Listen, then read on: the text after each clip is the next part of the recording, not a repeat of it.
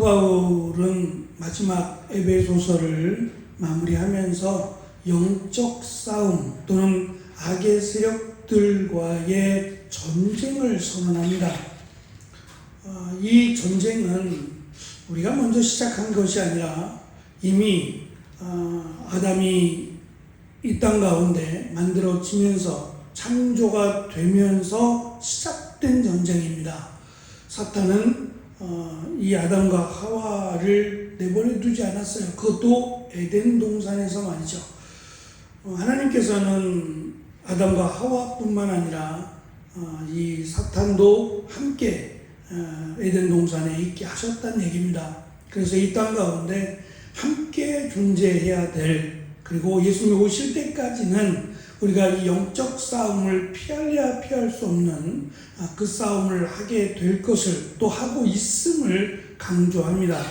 그래서 이 영적 싸움에서 승리하려면 하나님의 전신갑주라고 하는 늘 착용해야 된다라고 말씀을 드렸어요. 전투 중, 전쟁 중이니까 이 전신갑주를 착용해야 되는데 이것이 실제로 우리가 진리의 허리띠를 동여매고 또 오늘 말씀에서 강조하고 있는 두 번째 전신갑주의 장비가 되는 흉배라고 하는 가슴에 착용하는 겁니다. 금속으로 만들어진 작은 판으로 화살이나 창과 같은 공격으로부터 가슴을, 심장을 보호하기 위해 착용하는 보호 장비라고 할 수 있는데 이것을 지금 두 번째로 착용해야 된다고 강조합니다. 말씀드린 것처럼 실제로 그런 흉배를 붙이라는 게 아니라 상징적인 의미입니다. 영적 싸움이기 때문에 상징적인 의미로 이 의의 흉배를 늘 착용하고 살아야 한다라는 것을 강조하고 있습니다. 시대적 상황에 따라 또는 나라마다 이 흉배의 모양도 다르고 크기도 달랐습니다. 강대국일수록 더 견고하고 더 그 역할을 감당했을 것이고 힘이 약한 나라 또는 전쟁을 준비하지 못한 나라는 흉배라고 하는 것이 필요하지 않았고 또 갖고 있지도 않았습니다. 문제는 지금 사도 바울이 이런 흉배의 크기나 견고함이나 어떤 기능적인 특징들을 설명하지 않고 정작 의의 흉배를 의의 흉배라고 하는 의로움과 연결하고 있다는 겁니다. 이것은 두 가지 의미를 가지고 있는데 하나는 유대인 기독교인들, 교회 안에 있는 유대인들, 그들 기독교인들을 향한 권면이고 또 한 가지는 이방인 기독교인들을 향한 쌍방간의 권면입니다. 먼저는 이사야 59장에 있는 내용으로 설명을 합니다. 이사야 59장 16절부터 20절은 하나님께서 구원의 투구와 더불어 의의 흉배를 착용하시고 악한 자들을 심판하러 이 땅에 나타나심을 예언하고 있는데 이러한 예언은 하나님께서 이 전쟁 또는 당시에도 전쟁이 있었으니까 이 전쟁의 전사의 모습으로 실제로 이 전쟁을 누가 하시느냐? 하나님이 하신다. 그 하나님은 누구를 원수로 두느냐? 거룩하지 않는 자, 의롭지 않는 자를 심판하신다는 겁니다. 그럼 반대로 의로운 자가 하나님의 백성, 하나님의 자녀, 하나님의 나라를 유업으로 이을 자가 의로운 자다라고 하는 점을 구약 성경은 늘 강조하고 있습니다.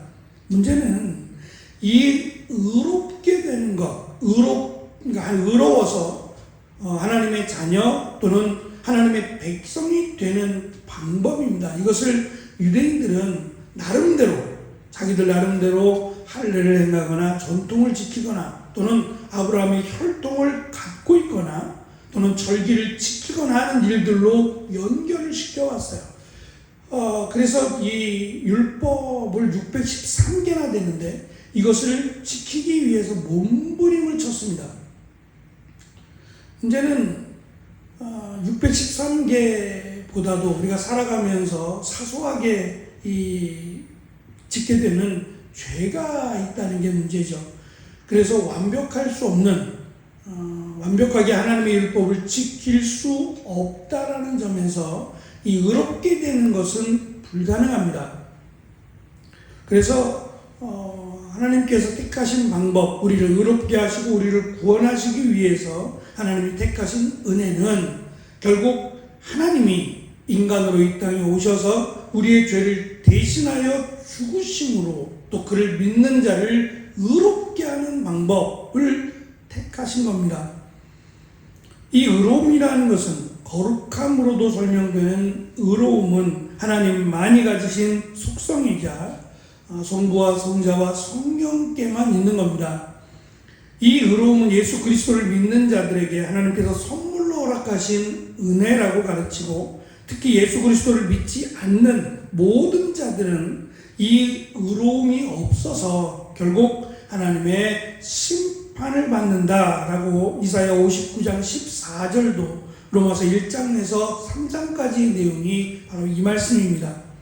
그래서 유대인 기독교인들에게 너희들이 어떻게 해서 의롭게 됐느냐, 그것은 율법이 있어서 할례와 전통 이런 것들로 인해서 의롭게 된 것이 아니라 오직 예수 그리스도를 믿음으로 값없이 의롭다함을 받지 않았느냐라고 하는 것을 강조하고 있고, 역시 이방인 기독교인들 그들에게도 마찬가지로 너희들이 비록 아무것도 드러낼 공로도 없고 아무것도 자랑할 것이 없다 할지라도 예수 그리스도를 믿음으로 유대인 기독교인들과 마찬가지로 하나님의 자녀가 되었다는 것을 강조하므로 똑같은 교회 안에서 유대인 기독교인들도 이방인 기독교인들도 모두 하나님의 은혜 안에 속한 자다라는 것을 강조하고 있습니다. 더 이상 이런 문제로 우리가 더 하나님의 의롭다 하심을 받았다거나 또는 하나님의 더 가까운 하나님의 백성이라든지 이런 것들로 더 이상 논쟁하지 말 것을 지금 강조하고 있는 겁니다. 사도 바울은 로마서 1장부터 3장에서 인간을 이방인과 유대인의 경우로 이방인과 유대인으로 분류한 다음 하나님의 은은 모든 인간을 향하여 진노할 수밖에 없다라고 강조합니다. 왜냐하면 모든 인간이 다 죄를 지어 하나님의 영광에서부터 멀어졌기 때문이라는 겁니다. 그래서 인간의 행위로는 결코 의롭게 될 수 없음을 강조합니다. 그러므로 하나님의 의의 흉배가 상징하는 것은 예수 그리스도를 믿음으로 값없이 의롭다 하심을 받은 그 믿음을 지키라는 겁니다.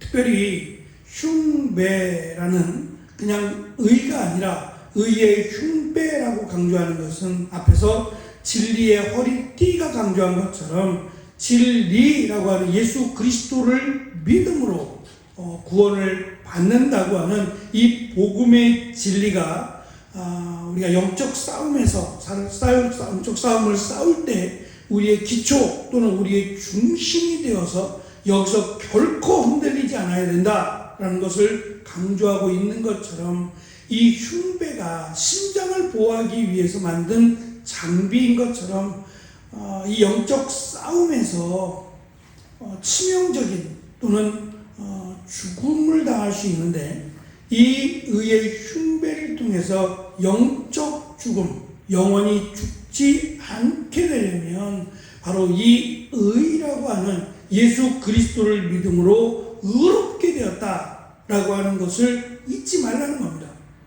그래서 때로는 우리가 죄를 짓고 또는 어떤 연약함에 놓여졌을 때 내가 이렇게 죄를 지었으니 하나님의 은혜를 받을 자격이 없다거나 내가 의롭다함을 받을 자격이 없다라는 생각하지 말라는 겁니다. 모든 인간은 다 은혜로 값없이 구원을 받았고 또 의롭게 되었다는 것을 잊지 말고 이것으로 자기를 자랑하거나 자기의 의를 드러내서는 안 된다라는 것을 의도적으로 강조하고 있습니다. 그래서 우리가 어떻게 하나님의 자녀가 되었고 어떻게 하나님의 의로운 자가 되었는지를 잊지 말고 예수 그리스도로 인하여 예수 그리스도를 믿음으로 값없이 의롭게 되었다라는 것을 잊지 말고 우리의 공로나 우리의 자랑을 드러내지 말라는 겁니다. 이것이 사탄이 우리를 넘어뜨리게 하는 기회를 줄 수 있다라는 것을 강조하고, 이것이 단순히 기회만이 아니라 우리의 심장을 노릴 수 있는 아주 치명적인 그런 공격의 대상이 될 수 있다는 것을 강조합니다. 우리의 신앙생활 가운데 특별히 우리가 어떻게 하나님의 자녀가 되었는지 잊지 말고 그것을 통해서 늘 감사하고 겸손하게 하나님께 나아가는, 이것이 의의 흉배가 우리에게 강조하는 내용이다라고 우리는 볼 수 있을 겁니다. 이 귀한 은혜가 의의 흉배를 늘 우리가 착용하고 감사함으로 하나님께 나아가는 복된 우리가 되어지기를 축원합니다. 기도하겠습니다.